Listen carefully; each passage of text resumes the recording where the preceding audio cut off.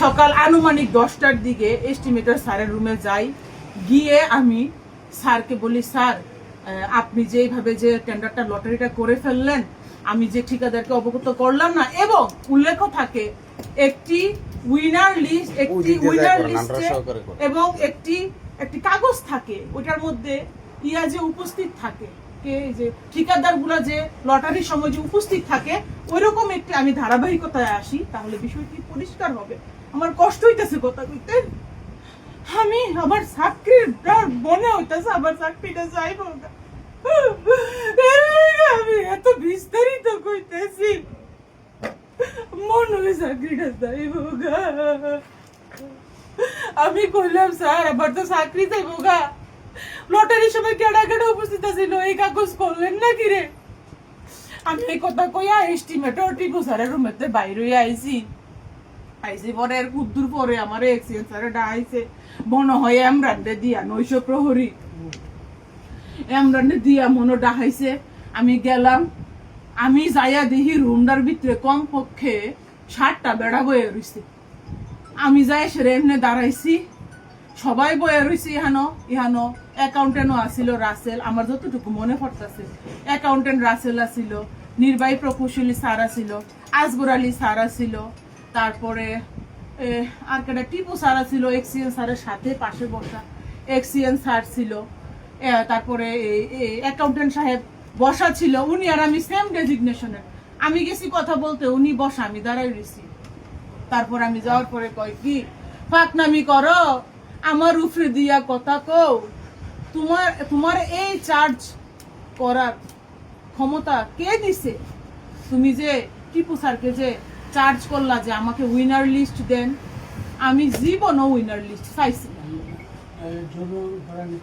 হ্যাঁ আমি বলতাছি, হ্যাঁ আমারে কয়, সুন্দরী তুমি ইয়া আমার এক্সিডেন্ট স্যারে ভাই নাম কি আবুল খায়ের কি বলে কি, সুন্দরী তুমি প্রশাসনিক ব্যবস্থা শিখাইতে আসছো আমাকে, আমি এত জায়গা চাকরি করতে আসছি, তুমি আমাকে প্রশাসনিক ব্যবস্থা শিখাইতে আসছো?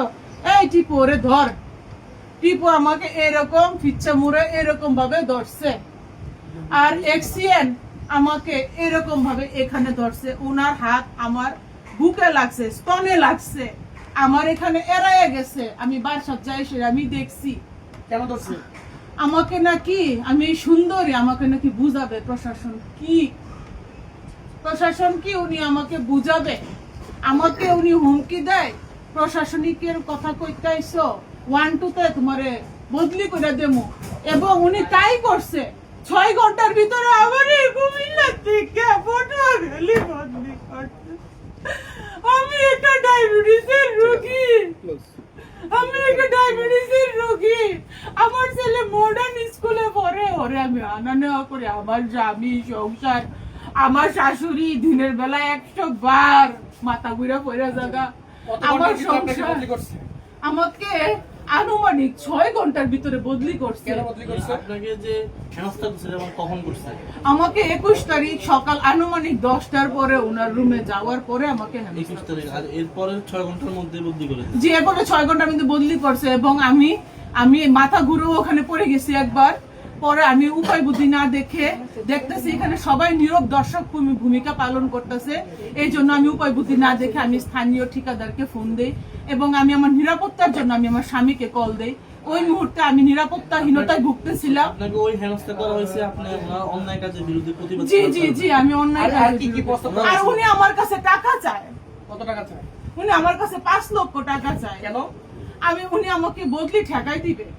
আমি ওনার রুমে গেছিলাম, পরে আবার বলে স্যারের কাছে মাপটাপ চাইতাম, বলে স্যার যাই হইছে স্যার আমারই দোষ স্যার, আপনি যেহেতু কর্মকর্তা স্যার, আপনি স্যার আমার অভিভাবক স্যার, আমারই দোষ স্যার, আপনি আমার মাফ করে দেন স্যার আল্লাহর রস্তে। আর কি প্রস্তাব দিয়েছে? এরপরে আমি কি করছি জানেননি, আমার জামাই রেলওয়ে ঢুকছিলাম তো স্যার, শুনেন না, আমার জামাই রেলওয়ে ঢুকছিলাম তো, পরে আমি ইয়া করছি, কিন্তু আমার জামাই রেখেছে গো তুমি এটা কিন্তু ভিডিও করো, এমনি আর লক করুন বালা দেখা জানা। পরে আমার জামাই ওনারে ভিডিও করছে, আমি ওনারে জিজ্ঞেসি, স্যার আপনি আমার কাছে কিসের টাকা পান? উনি কোনো উত্তর দিতে পারে না। আমি ওনারে বলছি আমি প্রশাসনিক দায়িত্বে আছি এখানে, আপনি আমার কাছে প্রশাসনিক কাগজ চাইতে পারেন স্যার, টাকা সংক্রান্ত বিষয় অ্যাকাউন্টস বলতে পারবে স্যার। আপনাকে আমি আগে কি এগুলো প্রস্তাব বলতে পারি। দিয়েছে সেটা বলেন। আমাকে প্রথমত বিগত কয়েক মাস যাবত আমাকে মৌখিকভাবে সরাসরি কানে কানে আমাকে আস্তে আস্তে আমাকে বলা হয়েছে যে তুমি উপরে না, নেমে আমাদের আসো। ভিডিও করেন, তারা সমস্যা নেই, দূরে গিয়ে অনৈতিকভাবে করেন। তারা উপরে বসবাস করে। আপনারা কিন্তু একটু দয়া করে উপরে যাইয়েন, আলামত সংগ্রহ করেন। উপরে যে মানুষ থাকে কাপড় সুফর সব আপনারা আলামত ইয়া করেন।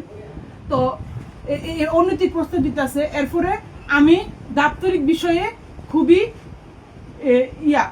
সতর্ক, আমি কর্তব্য পালন করি এবং আমি অনৈতিক প্রশাসনিক কিছু হইতে আমি রাজি না। যে কারণে আমার প্রতি এরকম প্রতিহিংসামূলক এবং সবসময় আমাকে সুন্দরী বলে, এটা আনঅফিসিয়াল সম্বোধন। আমাকে সুন্দরী উনি বলতে পারে না, এটা আনঅফিসিয়াল। এটা একটা মহিলাকে যৌন হয়রানির আওতায় পড়ে যা আমাকে উনি কেন সুন্দরী বলবে? আমার নাম মুসাম্মদ তাজমিন আক্তার, আমার দাপ্তরিক নাম মুসাম্মদ তাজমিন আক্তার, উচ্চবার সহকারী। উনি আমাকে সুন্দরী কেন বলবে? কেন ঠিক আছে। উনি আমাকে কেন সুন্দরী বলবে? উনি আমার স্তনে হাত দিবে কেন? আমার বুকে কেন আঁচড় পড়বে? অফিস কর্তৃক কর্মকর্তা দ্বারা আমার বুকে কেন আঁচড় পড়বে? কেন আঁচড় পড়বে? আমি মুখ এখন কেমনে দেব?